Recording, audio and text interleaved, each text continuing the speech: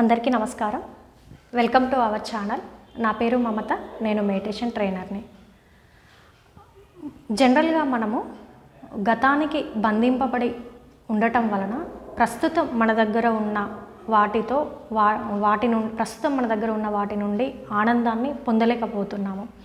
అంటే ప్రస్తుతం మన దగ్గర ఏదైతే ఉందో దాన్ని మనము గుర్తించలేకపోతున్నాము, వాటిని గమనించలేకపోతున్నాము. ఎందుకంటే మనం ఎక్కువ గతానికి బంధింపబడి ఉన్నాము కాబట్టి. దీన్ని నేను ఒక కథ ద్వారా చెప్తాను. నాకే ఇన్ని కష్టాలు, నాకే ఇన్ని బాధలు, నాకు ఈ బాధల నుండి, కష్టాల నుండి అసలు విముక్తే లేదా అని ఒకానొక చిన్న ప్రాణి ఒక అడవిలో ఒక చెట్టు పైన కూర్చొని ఏడుస్తూ ఉంటుంది. అయితే ఆ చిన్న ప్రాణి యొక్క బాధ ఏంటో, ఎందుకు అంతగానం ఏడుస్తుందో అని చెప్పి ఆరా తీద్దామని చెప్పి ఒకానొక వృద్ధ దేవదారు వృక్షము ఆ చిన్ని ప్రాణిని పలకరిస్తుంది. ఏంటమ్మా, ఎందుకు నువ్వు ఇంతగానం ఏడుస్తున్నావు? నీ బాధ ఏంటి? నువ్వు ఇంతగానం ఏడవడానికి కారణం ఏంటి? నేను నీకేమైనా సహాయపడగలనేమో చూస్తాను, నీ బాధ ఏంటో చెప్పు అని చెప్పి ఆ వృద్ధ దేవదారు వృక్షం ఆ చిన్ని ప్రాణిని అడుగుతుంది. అప్పుడు ఆ చిన్ని ప్రాణి అంటుంది, ఈ అడవిలోంచి చాలామంది వస్తూ వెళ్తూ నా బాధ వింటూ నవ్వుకొని వెళ్ళిపోతారే కానీ నన్ను ఎవ్వరు ఇంత ఆప్యాయంగా పలకరించిన వారు లేరు. మీకెందుకు నా పైన ఇంత దయ అని చెప్పి ఆ చిన్ని ప్రాణి ఆ వృద్ధ దేవదారు వృక్షాన్ని అడుగుతుంది. అప్పుడు ఆ దేవదారు వృక్షము అంటుంది, కష్టాలు అనేటివి సహజం, ఎవరికైనా ఏం పర్లేదు, బాధపడొద్దు, నీకు వచ్చిన కష్టం ఏంటో ఫస్ట్ నాకు చెప్పు అని చెప్పి ఆ దేవదారు వృక్షం అడుగుతుంది. సో ఆ దేవదారు వృక్షం అలా అడగడం వల్ల ఇంకా చిన్ని ప్రాణికి చాలా సంతోషం వేస్తుంది. సాక్షాత్తు ఆ దేవుడే ఈ వృద్ధ దేవదారు వృక్షం రూపంలో వచ్చి నా కష్టాలు తీర్చడానికి వచ్చాడేమోనన్నంత ఆనందంగా ఇంకా తన కష్టాలన్నీ ఒకదాని వెంట ఒకటి ఏకరువు పెట్టేస్తూ ఉంటుంది. అప్పుడు ఆ వృద్ధ దేవదారు వృక్షం అంటుంది, నేను ఎక్కడికి వెళ్ళను, కొన్ని వందల సంవత్సరాల నుండి ఇక్కడనే ఉంటున్నాను, పర్లేదు, నువ్వు నెమ్మదిగా ఒకదాని తర్వాత ఒకటి చెప్పు అని చెప్తుంది. సో ఈ మాటలకి ఆ చిన్ని ప్రాణికి కాస్త ఊపిరి పీల్చుకుంటుంది. అమ్మ తను ఇక్కడే ఉంటుంది నా దగ్గరే అని చెప్పి. అప్పుడు తన కష్టం ఏంటో చెప్తుంది అన్నమాట. నేను ఒకానొక గొంగలి పురుగుని. నేను గొంగలి పురుగుగా ఉన్నప్పుడు చాలా కలలు కనేదాన్ని.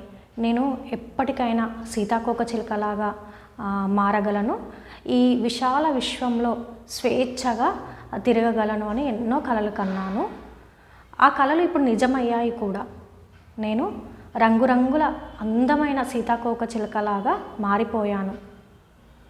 కానీ నా జీవితం మాత్రం గొంగలి పురుగులాగానే ఉంది. అంటే నేను గొంగలి పురుగులాగా ఉన్నప్పుడు ఏవైతే ఆలోచనలు చేశానో, సీతాకోకచిలుకగా మారిన తర్వాత కూడా అవే ఆలోచనలు మోస్తున్నాను. అంటే నేను గొంగలి పురిగా ఉన్నప్పుడు ఏవైతే ఆ భారాన్ని, ఆ బాధల, ఆ ఆలోచనల భారాన్ని మోసానో, సీతాకోకచిలుకగా మారిన తర్వాత కూడా అదే భారాన్ని, అవే బాధలను మోస్తున్నాను. ఒక విధంగా చెప్పాలంటే అప్పుడు ఉన్న గొంగలి పురుగు జీవితానికి, ఇప్పుడు ఉన్న సీతాకోకచిలుక జీవితానికి ఏమాత్రం తేడా లేదు.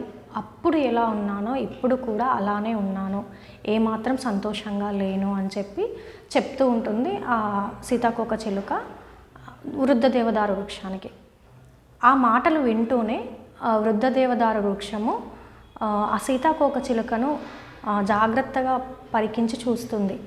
అప్పుడు ఆ వృద్ధ దేవదారు వృక్షానికి అర్థమవుతుంది, ఆ సమస్య మూలం ఏంటి అనేది ఆ వృక్షానికి అర్థమవుతుంది.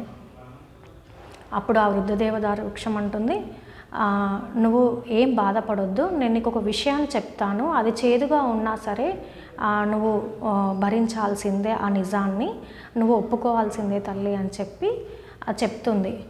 నువ్వు సీతాకోకచిలుకగా మారిపోయావు, నీ శరీరం సీతాకోకచిలుకగా మారిపోయింది, కానీ నీ మనస్సు మాత్రం ఇంకా గొంగలి పురుగుగానే ఉంది. నీ మనస్సు ఇంకా సీతాకోకచిలుకగా మారలేదు. ఎప్పుడైతే నువ్వు ఆ గతం నుండి బయటికి వస్తావో, ఆ సంకుచిత ధోరణుల నుండి బయటికి వస్తావో, ఆ గతానికి సంబంధించిన ఆలోచనల నుండి బయటికి వస్తావో అప్పుడే నువ్వు కోరుకున్న సంపూర్ణ సీతాకోకచిలుక జీవితాన్ని జీవించగలుగుతావు. అప్పటి వరకు నీ జీవితం ఎక్కడ వేసిన గొంగలి అక్కడిలానే ఉంటుంది, ఎలాంటి మార్పు రాదు. నువ్వు ఇప్పుడు బాధపడడానికి అదే కారణము, నీ కష్టాలకు నీ బాధలకు అదే కారణము అని చెప్పి ఆ వృద్ధ దేవదారు వృక్షం ఆ సీతాకోకచిలుకకు చెప్తుంది. సో ఈ స్టోరీ మన మనుషుల జీవితాలకు చక్కగా అద్దం పట్టినట్టు ఉంటుంది. మన లైఫ్లో కూడా ప్రస్తుతంలో చాలా ఉంటాయి మనం సంతోషించడానికి, ఆనందపడటానికి. ఎన్నో సంఘటనలు మన లైఫ్లోకి వస్తాయి, సంతోషకరమైన సంఘటనలు. కానీ వాటిని అక్కడ మనం గమనించకుండా గతంలో జరిగిపోయిన సంఘటనలు, గతంలో జరిగిపోయిన బాధాకరమైన సంఘటనల గురించి కానీ, లేదంటే ఏదైనా సరే ఆ గతానికి మనం బంధింపబడి ఉన్నాము. కాబట్టి ప్రస్తుతంలో మన దగ్గర ఉన్న సంతోషాలను మనము ఆనందించలేకపోతున్నాము, అనుభవించలేకపోతున్నాము. గతంలో ఏముండదు, మనము చూసుకుంటే బాధలు తప్ప. భవిష్యత్తులో ఏముండదు, మనం చూసుకుంటే భయాలు తప్ప. ఎప్పుడైతే మనము ప్రస్తుతంలో ఉంటామో, ప్రస్తుతం మన చుట్టూ ఏముంది, మన జీవితంలో ఏముంది అనేది మనం చూడగలుగుతాము. కానీ మన మనస్సుకి ఏం అలవాటు? గతంలో ఉండడం కానీ, భవిష్యత్తులో ఉండడం కానీ అలవాటు.